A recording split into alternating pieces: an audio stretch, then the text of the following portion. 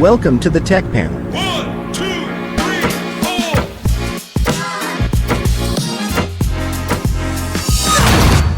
The podcast where tech minds meet. Oh, hey, before we get started today, don't forget to subscribe and ring that bell. Welcome to the Tech Panel. Today, I am joined by Tim Walmsley, CEO of BenchOn. BenchOn is working to make it easier for enterprises to find and connect with the right talent suppliers through an automated matching platform. BenchOn's algorithm helps businesses quickly match their needs for specialized talent, products, and services with other businesses that can support them. Tim, welcome to the show. How are you, mate? Hi guys, thanks for having me. I'm really excited for today. I've loved your show, so it'll be good to get on board. Oh, that's fantastic to hear. I'm very, very happy that you've been able to come on board with us. So it was great. Thank you for taking the time. No problems. Tim, why don't you walk listeners through what exactly it is that your product is, how it adds value to the market, and what the unique proposition you bring or offer is. So at BenchOn, we're building an industry ecosystem that connects up all people, products, and materials across the business landscape.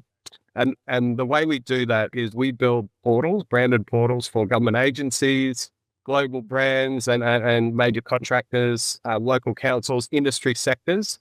And essentially a supplier registers into BenchOn. They choose which portals they want to be a part of. They teach the system what they have and what they do. So what skill sets they have in the business, what products, materials, manufacturing capabilities they have. And then we have a powerful AI system so that when those organizations who own the portals release tenders, expressions of interest, or workforce opportunities, the system will match it directly to the businesses who have those available so that they can be contracted to support that portal owner on their projects. And the benefit of that is that we're maximizing the productivity across industry. We all need to be more efficient. We all need to be, getting things done faster and more effectively. And what this does is mean that there's no underutilized assets hidden inside business, just going to waste. Instead, this system will map that out so that anything that's underutilized or on the bench will be picked up by the system and allocated to a company that needs it. And that solves those peaks and troughs issues that we have where everything's very project-based now. So when a company's in a project, they've, got too much work on, not enough staff or resources. They use the system to find what they need. And then all of a sudden the project finishes. They're in a trough. They've got too much staff, too much resources, not enough money coming in. So instead, this will link them to revenue-generating opportunities to support other projects. And that way we can smooth out industry and create a lifting tide or a rising tide that lifts all boats. I really like that idea. I mean, I'm always going to go back to where I was in the industry and how I think this could have solved a lot of problems. And my mind goes immediately to the construction industry, which is a revolving door of people, right? Typically what happens is you have a new project, you hire 10, 15, 20 or more people, depending on the size and the scale. And by the end of that project, if you don't have everything lined up, you go through this exercise where you're wondering, do I let all these people go or do I sit with them for another 2-3 weeks? And you just eat that cost. And as a business, right, it's all about profitability, and your margins are so tight in construction, right? Where if you keep people on for 3 months, a team of 20 people, that could really easily just chew up all the margin that you made for that project. And what your product here, please feel free to correct me if I'm wrong. I don't want to misquote you or anything. You're essentially saying that the system will allow you to look at your own internal resources, and if they're being underutilized, you can host those people on your platform where other people can come in and say, I could use that PM on my project right now. And instead of just eating that cost, you can now recoup it by off-hiring that resource onto another project. Yeah, essentially your bench becomes something that can be revenue generating. And the idea being that, you're in a trough, you match to a contract with another company, you put that person forward under contract to work on that project. That gives you time to find the next project in your business so that when they come back, you can put them straight onto work. And so think about this from a macroeconomic level. All of a sudden, we've given employees job stability, so they're not being let go at the end of every contract. The companies can invest in those staff and mentor and train them so that they become more hyper-specialized and more valuable to the company.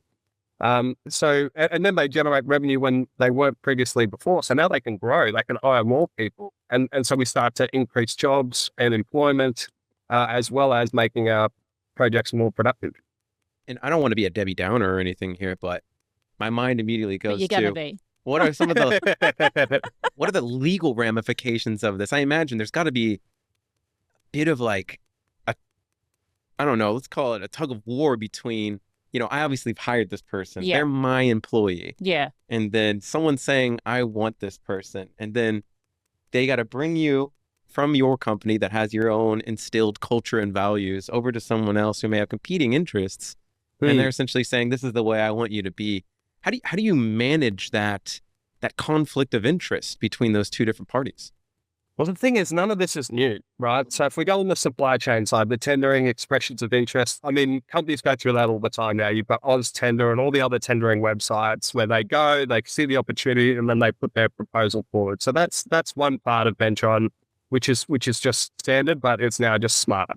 Right. On the workforce side, again, it's nothing new. Like consultants have been doing this for decades, right? So you go, I need someone to come in and audit my books. You go to an accountant and you say, please send someone in. And then they come into your office for 2 weeks, audit all your books and everything else. And then they go back to their work. So there's nothing unique about it, but there is something unique for, let's say, a manufacturing company who's never done anything like this before, who suddenly goes, well, here's a new way of working. And this is the change. The innovation is the culture of businesses realizing that their staff are assets to the business that shouldn't be seen as a risk. They should be seen as an asset to help the business grow and generate more revenue. So when we look at, okay, when I put my staff out, are we going to get them back? The system is built in with employee, so non-solicitation clauses. So their employee can't be poached or hired by the company receiving them. It's all protected under a non-disclosure agreement, and it's under a subcontract. So I'm simply providing one of my specialist staff to help you for that task, but they are my employee. They come back to me. But I will tell you a story. We started off purely in the talent space. We started off trying to solve employee underutilization. So that was back in 2016, pre-COVID. So we were about 3 years ahead of the market. And what I got in those early days was companies going, I love the concept. This is fantastic, but it won't work for me because my employees are too special. And I'd rather let my employees go than let anybody else have them. Like the pure lack of logic in that statement in itself was crazy. But that's how everyone was thinking back then.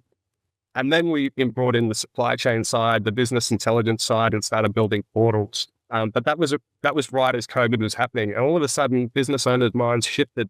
They realized they needed new ways to find what they needed. They needed new ways to manage their own assets, their own people, and they were looking to technology to solve it. And all of a sudden, we were just in the right place at the right time. And now companies have embraced this and gone, you know what? Actually, I would rather win work that's going to give me money than let my staff member go. Or, I do want to be linked into projects in other industries that I've never had a relationship with before. So everyone is now coming around to that. We're no longer in silos. We're no longer in geographically limited areas. You as a business in the Sunshine Coast, for example, could be winning work from the mining industry in Perth, the defense industry in South Australia. You can link into all of these things because we have one industry agnostic market. And if they need what you have, then you're the perfect company to go for it. Yeah. And maybe we should take it back a second. I feel like we've jumped into a lot of the more interesting topics, but I'd be curious to hear, how did you start this journey? That's exactly what I was about to ask. What makes you think? You looked at this market and you're like, what? They're all doing it wrong. Yeah. I've got an idea. What sparked that idea? I'm going to make it better. Yeah. Yeah. So I was in the military for 13 years. I then moved into government project management, where I was managing a project to replace all the missile systems in defense for the Army. So I got a really good understanding of how government engages with industry. Then I jumped out of the military, went into industry myself. I was working for a small business as the National Business Development and Strategy Director. Mm-hmm. I realized how hard it was for small businesses to link into work and to find work and to generate these relationships. But it all came to a head when, we had built up a group of very specialized, hyper-specialized engineers for a task. We won that tender because we were the only ones that could do it. We were the only ones with skill sets. We went through the first year. The client was very, very happy. And then they said, look, it's an election year. Our budget's been held up. We just need to take a break from this contract for about 6 weeks or so, or a couple of months until we know our budget, and then we'll start back up again. And my boss said, we don't have the funds to keep these people on the bench for 2 months with no revenue coming in. They're too expensive. So we had to let them go. We had to put them on unpaid leave. And they said to me, look, we've got kids, we've got mortgages. We can't just sit here not being paid for 2 months. That's so right.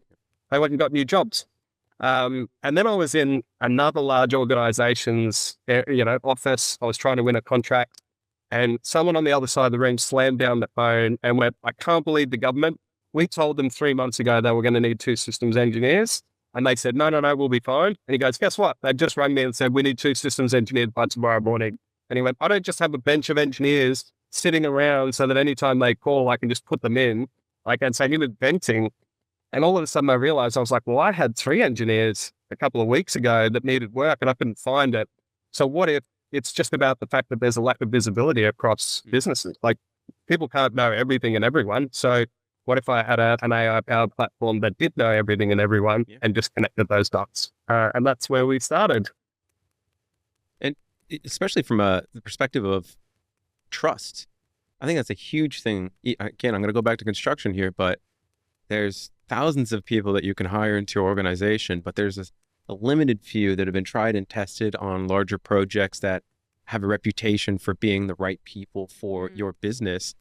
I imagine if someone was out there and wanted someone and you could recommend them, having that personal recommendation by you, the person who manages and owns that business, to offer those services out to another company would give them so much peace of mind in bringing them on versus going through the effort of traditional methods, speaking to a recruiter, creating, a job ad and just hoping someone's really good at evaluating someone that's complete unknown quantity versus going straight over to you, Tim. I think there's so many different industries as well, like touching back on what you said in regards to the trust. Like I know, like in say rope access, for example, they need to trust those guys, and those guys need to trust their employee. Like, that's a massive thing, that if they can tap into like BenchOn and they've got that trust because it's you that's doing this for them. Like it's you that's feeding them out and looking after the flow of the work and managing how that's going. Well, that's so when you get when you like from the talent side, if you get someone through BenchOn, they come with the brand that is hosting that employee. Exactly. So if the brand wants to keep that employee on the books, there's obviously something of quality about that employee. Yeah. They come with the mentoring, the processes, the stamp of that brand to say, yes, these are good people. They're going to represent our company and they will support your project the way that you need. So it's almost like it's more than a reference. Like, let's say you go to a recruiter, you get a CV, you've got to either believe or not believe what's on the CV. If you call for a reference, they go, yeah, he's a good guy. In this sense, the company's going, I'm happy for this person to represent us. Yeah. And they will do such a good job that you're going to engage our business again. So it is a much higher quality of support. I'm sorry for my mind going here. I know we're on riding on a high, but he's going to do it anyway. There's no stopping him.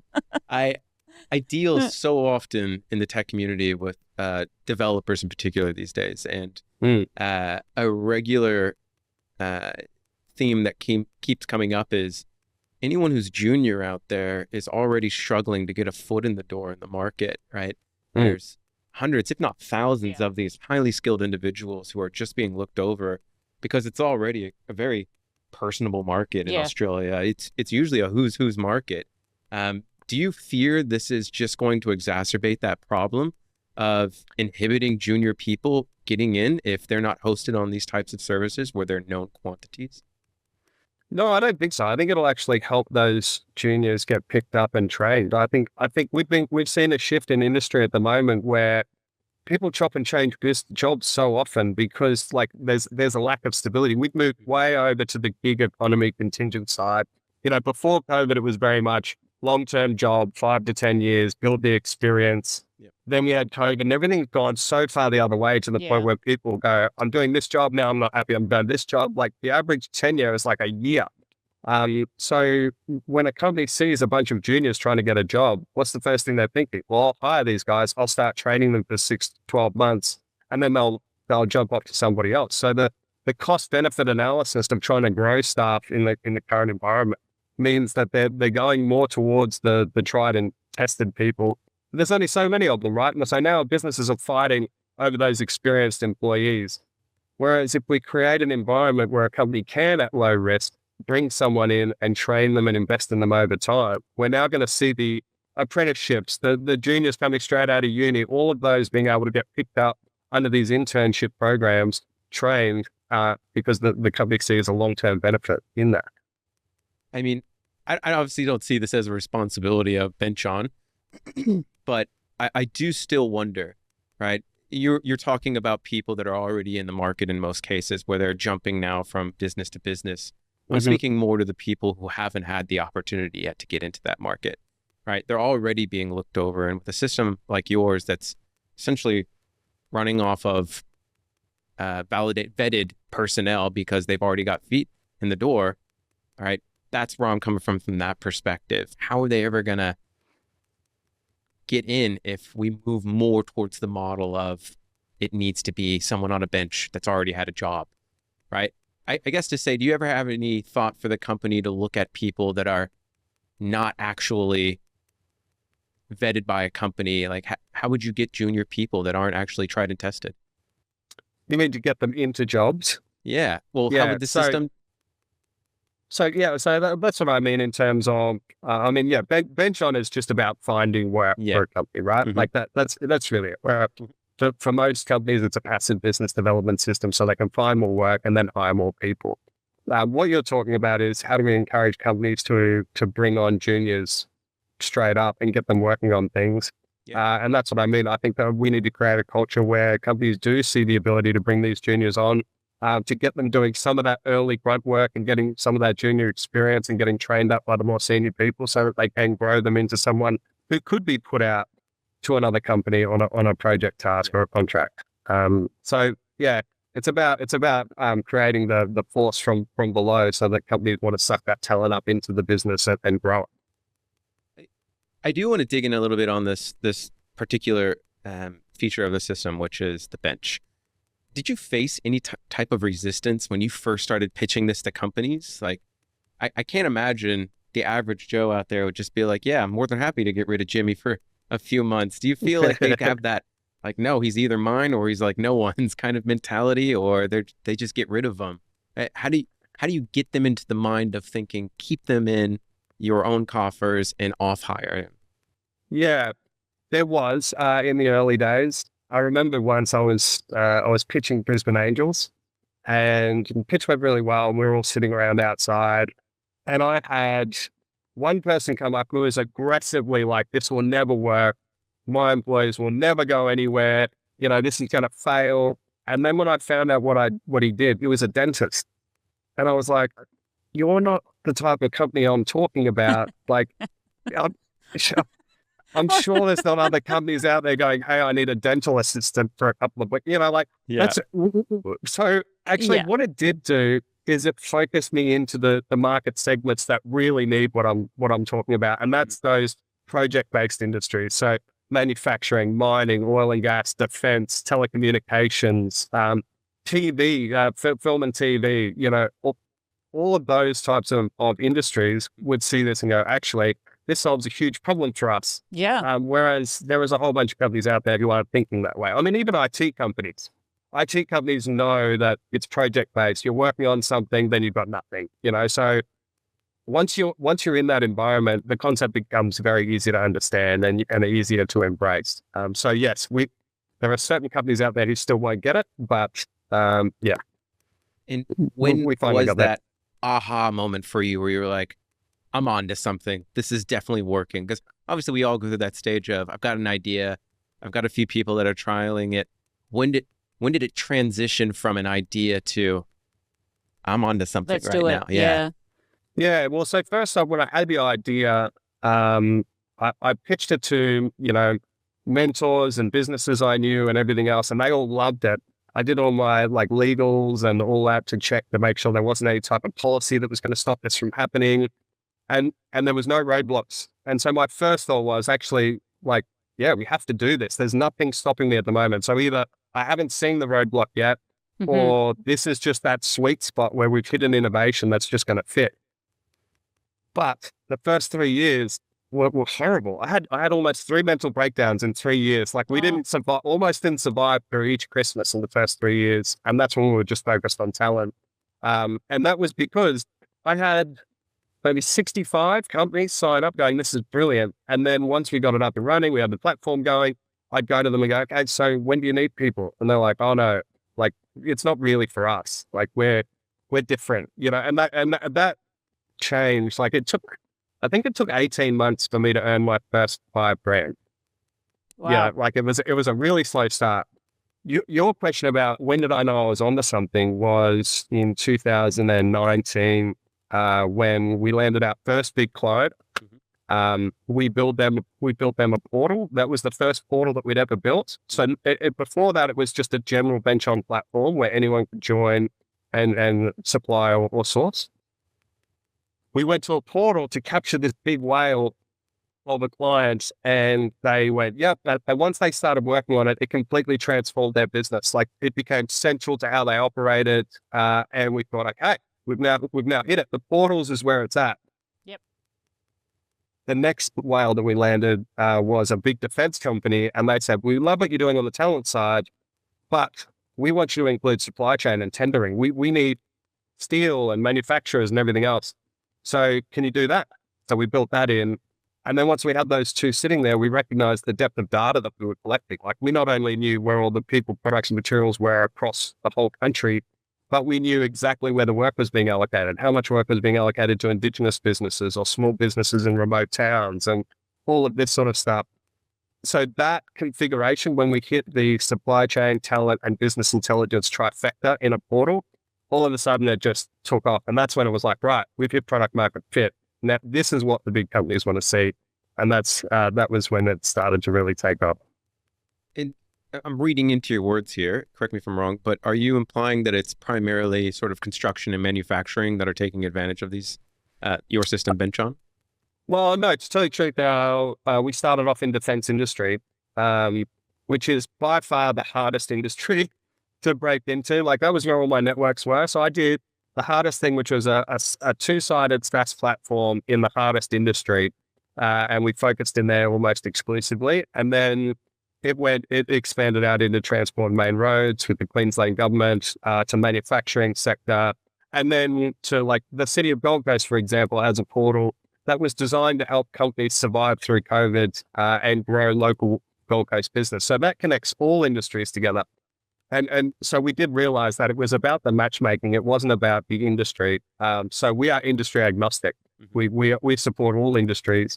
But at the moment, by far, our strongest are manufacturing, defense, transport, main roads, and what was the other one? Telecommunications, I think are the four biggest, but we're across construction, we're across mining, oil and gas, and all of those others. What are some key takeaways based on the customers and the relationships that you've built so far? What have you learned about these companies that makes you know for certain that this product is going to be valuable for other organizations? Obviously, people must be coming to you and saying like, you know, obviously I know what the cost is to my business to not having someone doing anything, just sort of twiddling their thumbs. Do you lean on any particular use cases that come to mind and share those as reference points for new customers looking to take on the new solution? Yeah, we do. We certainly had in the early days with the talent side, we had a number of things. Like I had one client who was about to lose 5 out of his 7 employees because a contract ended, and he basically said, "Look, if I don't have them, I might as well shut up shop."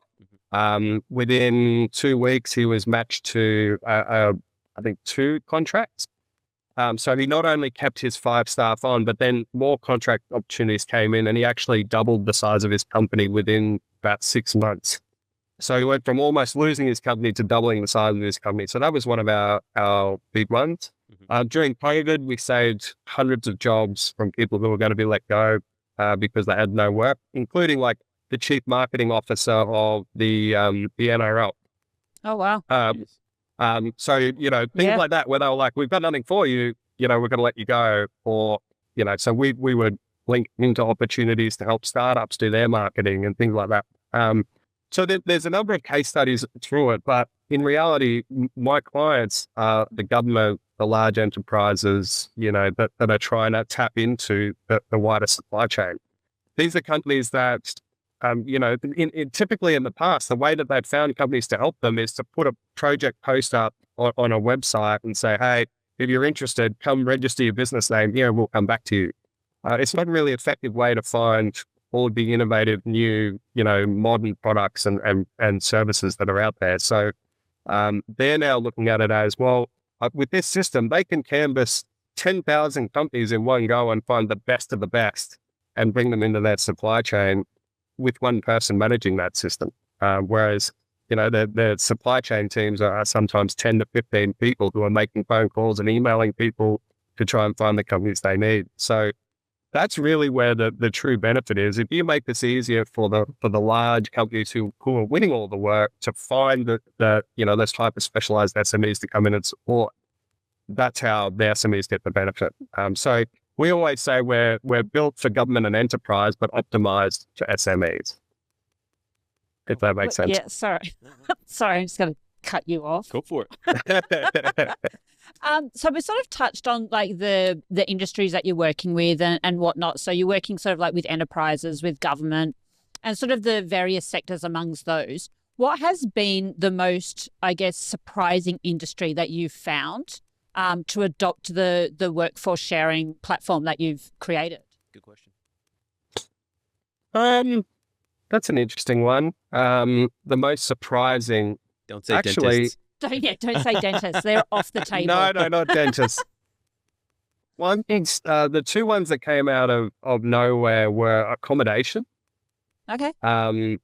Big hotel chains. Apparently, there's a massive shortage of cleaners. Cleaners. I have heard that.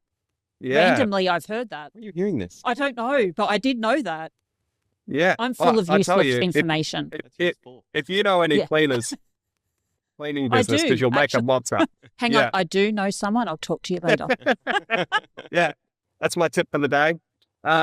Yeah, so they like hotel chains started jumping on and going, hey, we're putting out, you know, workforce requests and expression of interest for cleaners. So that threw me. Yeah. And the tourism industry. I mean, that was during COVID, so that was expected. Absolutely. I guess, but trying to place them into roles, you know, we're often placing people into roles that really had nothing to do with the key role they were in, but, you know, they were a body who had a set of skills that could be utilized. Yeah. So yeah. essentially like a place holding that role until theirs became available again. Yeah, that's right. Yeah. But we've just launched a new portal for the Queensland government called Supply Queensland, which maps out and connects the entire manufacturing sector in the state, regardless of industry. And that portal now allows any company to source and supply whatever they need. And so that feeds the data up to the government so they can make best policy decisions. They can put their training money into the right areas of industry to help grow it. So we're seeing actually a really strong uptake of manufacturing companies coming in and embracing that portal and jumping on. So that's been really exciting to see because this is manufacturing on a wide scale. Do you foresee that with the traction that sort of BenchOn's getting, and you know, I'm assuming there's other businesses out there that are doing a similar thing with the workforce sharing, that will replace sort of traditional staffing, or will it work alongside it? How do you foresee that going? Yeah. Firstly, there's no other platform out there at the moment that is doing what we're doing in a B2B space. Particularly on the talent side. There are companies out there doing the supply chain side, but on the talent side, we're the only ones currently. And I think we sit nice and neatly in the middle of that, you know, long-term employment versus gig economy. It sort of brings it together into a new approach. And then that's where I think we'll actually end up. If I look at the future of workforce management, that's where I think we're going to end up, is some sort of compromise between the two. Because in one area, you know, long-term jobs the younger generation don't want those. You know, they want excitement, variety, Yeah. benefits, all of those things. And on the other side, when you are full on in the gig economy, it's actually really tough. You know, where do you find your next job? What happens when there's a big gap? How do you get a house? Mm-hmm. Yeah, all of those things. So what we do is we come back into the center and have that really good sort of compromise between the two, with stable employment, with a huge amount of variety, working on new tasks and working in different environments along the way. So that's where we sit, and that's obviously what we're enabling industry to do. And off the back of that, I still imagine there's going to be plenty of companies out there that are going to like just look the complete opposite direction when they hear how useful and valuable your systems are. They're just going to think back to traditional hiring models and management of staff. But what do you think that they're missing? Like, what is it that you think if you had this platform you could take advantage of right now where they could be listening, help them understand what they're going to be losing by not taking advantage of a system like BenchOn? Yeah, that's a great one. I think the reason that they look the other way is because we're dealing with large corporates with huge hierarchies, and change is really difficult. And we often find that they go, oh, we use this, we've always done it this way, or this is the way that, I mean, if you look at the tech talent side, HR has very set processes. They're a process-driven department. You come in and go, hey, you've got a team of 10 managing finding all these positions. You could do that with one on this system. Like, it's not something they embrace and go, this is great. They're more like protect their own ground. Same on the supply chain side. Oh no, we just put up project pages that suppliers come to us and we've got our ones that we normally deal with. But the industry's moved past that. Like, the environment has changed so much that anyone who is just relying on the handful of suppliers that they've always worked with, or old outdated modes, are going to be missing out on the high value, hyper specialized SMEs that are out there. They're going to miss out on comparing and contrasting what they know. Like, who wants to sit just within their own network bubble and go, this is the best that I've got? Instead, cast the net wide and go, oh, let's check the whole of Australia. What's out there? And the unicorns that you can find out there, there's many of them, and it'll just transform your business. Going into the tech side of things, is there anything that's any emerging tech trends that you sort of are excited about integrating with BenchOn? And if there are, how do you see it changing the way your platform works? Yeah, well, you can't go past AI at the moment, can you? And I was really excited with how quickly ChatGPT style systems were evolving. Mm-hmm. We've now integrated that or a similar system into our platform that will, once you enter in, bits of information about your business, your website, your ABN, and what sort of things you do, the system will be able to generate descriptions on your business. It'll be able to recommend skill sets and products based on your company profile. So it'll literally just help you populate your entire company profile and make it nice and quick for you to do. So we're using AI in one sense to help create a better user experience for the companies. Because if you've ever signed up to any type of business platform or tendering platform, it can take like 2 hours to enter in all your information, upload all your documentation. Easily. It's insane. Mm-hmm. And the average SME is on like 14 different platforms, right? Yep. So you can imagine the amount of time and effort. So on ours, we make it, our goal is to make it under 5 minutes for an SME to register and get themselves on the portal and get them being matched to opportunities. So that we use AI in that sense for the sign up. And then we also use AI and machine learning in the algorithm to help the system be able to connect those businesses together more effectively. The biggest problem we had with that was that every single business and industry uses different terminology for the exact same things. What they call it in mining is completely different in defense, but it's the same job, same skill set. Yep. So when you're looking at skill sets, you're looking at products, manufacturing, all of those things, everyone has a slightly different way of wording it. So how do we create a system that is smart enough to be able to join those dots and go, yeah, okay, I know what you do. Actually, this is what they're after. And so we built a system that learns from every interaction that comes into the portal. If you're an organization and you were looking for 7 tons of steel, but you also wanted X, Y, Z with that, the system goes, great. Well, if anyone who's looking for steel probably wants these things as well. And then it'll then learn those things forward so that if X, Y, or Z is asked for in the future, it'll prompt and say, are you looking for steel or, and same on the skill side. A good example is a product manager in IT is a very different position to a product manager in finance. Like a product manager in IT is managing the platform, the product, the feature, making sure it's all good. The product manager in finance is managing a credit card line or something else. So vastly when someone goes, I'm looking for a product manager, it needs to be able to go, well, which industry? Therefore, what's the skill set? And to be able to connect those together effectively. Problem is with machine learning and AI, it just takes a lot of data to be fed through it and a lot of time for it to start to learn and to grow. So we've been doing that for a number of years now, and it's getting smarter day by day. We probably have a company that we've interviewed at some stage recently that could assist you in that modeling. Oh, yeah. Well, I'm interested in that. That's great. Yeah. My mind is going to now, obviously we've talked about some of the more advantageous features of using BenchOn. What do you feel right now the system is missing that could take it to that next level where it's just a household name and everyone thinks of this tool? What do you think that the system is lacking in ways of functionality, or what are you working on that's going to be a real game changer for the market? Yeah, there's a number of things that we're working on at the moment. The first one is nice and easy. It's just a mobile app so that people can manage their businesses on the go. So that's our first one. That will be launched next year. That's not really a game changer. Where we want to go in the future is to have a system smart enough that an organization can go, we have a project to build a bridge. They put in the details into it, and we have an AI system that breaks all that down and goes, right, you're going to need this many staff with these skill sets and experience levels. You're going to need this much materials. You're going to need this much transport and logistics, and basically plan out the project for them, and then have them go, yes, my company can fill all of these spots. Anything that's left over, they press a button and the system automatically disperses those opportunities and brings in companies to fill those gaps.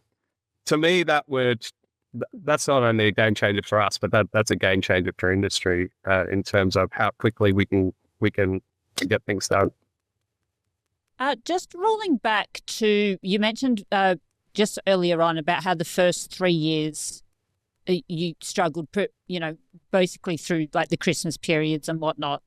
How, for other business leaders that are listening into this, what tips can you give them to keep going on, to keep plugging through, to keep pushing with their ideas and how to overcome that hurdle? Because that's a big one, and that's it's a huge one. That's sort of like I guess the tipping point for a lot of people to go, I don't have the energy, I can't do it. What is it that drove you to keep going and then to make it successful? There was two things, and I'm really stubborn. I'm a stubborn person. That helps. There was two things. First thing was I sold my house and put all of my savings into this business. My wife quit her job, started working on the company. My entire family was all in on this.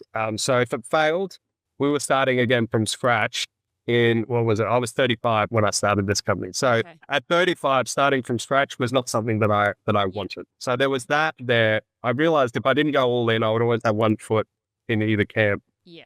So we went all in. But two, I firmly believe that this is such a powerful idea and such a game changer for how our industry can operate. And we can solve so many problems that I had to keep going at it. Like if we're coming up against a roadblock, it's not because the actual idea is wrong. It's the implementation. It's how we've marketed it. It's how we've talked about it and how we've educated people. So we just keep pivoting and turning and finding new ways to get it across. And each time we've sort of keep moving forward. I said this to some startups the other day. I was like, you have to have some arrogance about you. Like you have to go, you know what? No, I know this is right. I know it's going to work. But not so much arrogance that you completely disregard what the market's telling you. Like the market has moved me in so many different directions over 8 years, but now we're finally where we are. We wouldn't have been there if I just stuck with my original vision on day one.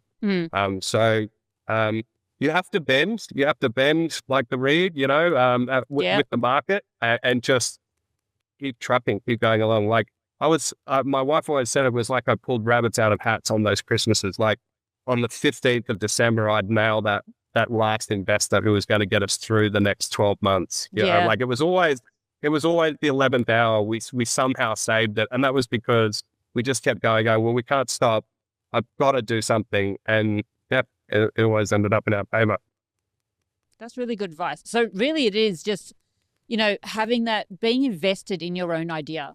And like you mentioned earlier that, you went through your policies to make sure there weren't any roadblocks there, and all the, the XYZs and everything that you did there. So I guess like a takeaway for like other entrepreneurs that are coming into this space and trying to launch their own ideas into a business is to just back themselves.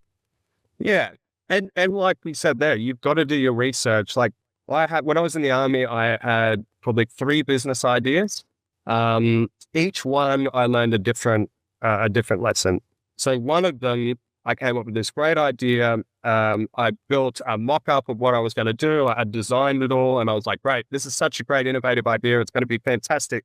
And then one day I was bored. So I just started looking up the concept and I found that there was a company building the exact thing that I had just innovated. Mm-hmm. And they were 3 suburbs away and they were operating nationally. And I was like, just wasted like 2 months fiddling around with this idea when it's just already been done. Yeah. So all of those lessons I learned along the way, led me to when this came up, I was like, I'm going to do everything right. I'm going to do my research. I'm going to check the legislation, the policies, the laws. I'm going to, talk to 100 companies and see what their opinions are. Like I went through all of the things so that I wasn't going to get caught out. Yeah. And that's how I could be invested in it because I knew that there weren't those roadblocks in place. Amazing. Hmm. Would you like to? I was just thinking that I think the one bit of advice I'd give to people is never go to your dentist for business advice. Yeah. Screw that dentist. Don't Stay listen in to your the lane. dentist. Finish in my mouth. Yeah. Just get in here. Get out. Yeah. No, I do like to always end these conversations on the theme of technology. And I'm always interested in asking, given that you operate in the tech space, is there any piece of technology that comes to mind where you think this is something that I cannot live without, or you're a big evangelist of that you can't help but preach to anyone you encounter? Like, if you don't have this is probably going to be really good for you in your life. Obviously, can't use BenchOn, and don't say an iPhone or an Android. No. If we're talking software, look, I'm a non-tech founder. I have smarter people than me to handle all the software, and they're great people. However, we did, I have to say, to answer your question, it was Azure and the Microsoft Office suite. When we first started out, we started out with Gmail and we did a bit on Google and we had some other stuff all over the place. But we're dealing with government and large enterprises and industries like defense, and it immediately undermined the credibility of the platform. It just happened. People were like, oh, I can't accept that email. Our emails were always going to spam, or, they were always asking where it was hosted. Once we moved to Azure and Microsoft, everything just clicked. All of a sudden, all of our systems work. Our APIs went into our client systems really, really, really well. It gives me scalability, all of those things that I'm sure my CTO could explain in more detail. But that was a key point. And we didn't want to switch to Azure because it was a big move at about the 4-year mark. But when we did, everything just came into line. Interesting. Ben, there's some big wigs at Microsoft that are high-fiving each other like I told you would work. Yeah, we are superior. The emails do not go to spam. Probably by their, what if they're the ones sending us all the spam emails? You're like, yeah, you could fix this. Yeah. Well, look, mate, thanks so much for coming on to the show. I really appreciate you coming on. It's been extremely insightful and really exciting at the same time. I'm so passionate about the various industries that I've worked in, and people are always the biggest driving force. And I think all the companies that I've ever been a part of would have been infinitely better off if they were in a situation where they could have retained their staff and those times of uncertainty where it could have made or broke the business. If they just had a means to temporarily off-hire those people off to another business and still retain control of them when it came back to a point where they could use them on future projects. So I'm glad you have a system out there that's changing the way the market manages the workforce, and I'm excited to see what happens in the future. But thank you so much again for coming on. Jamie, is there anything you wanted to say? Yeah, give us a last plug about BenchOn, where people can find you, how they contact you, all those things. No, thank you. You can go to benchon.com to our website, which will give you all the information. It is completely free for suppliers. We believe that companies shouldn't have to pay to win work. So you don't need to pay to register. You don't need to pay to supply. We don't pay for the ticket. Get on. It'll take 5 minutes to register, and you can get linked into industries and work that you'd never had access to before. And our system is not a set and forget system. It's concierge. So you'll get a welcome call from our ops team. They'll talk you through it. They'll help you set it up. So give it a go. There's nothing to be scared of. And we hope to talk to you all soon. Oh, thank you so much, Tim. It's been an absolute pleasure. Thank you for having me. Megan, don't forget to subscribe and hit that bell, and we'll see you in the next episode. Thanks for tuning in to the Tech Panel. If you like what you heard, make sure to subscribe on YouTube and follow us on TikTok, Instagram, Facebook, and LinkedIn to stay connected. A big thank you to our major sponsor, SmoothLink Integrations, for powering today's episode. And join us again on the next episode of the Tech Panel, where tech minds meet.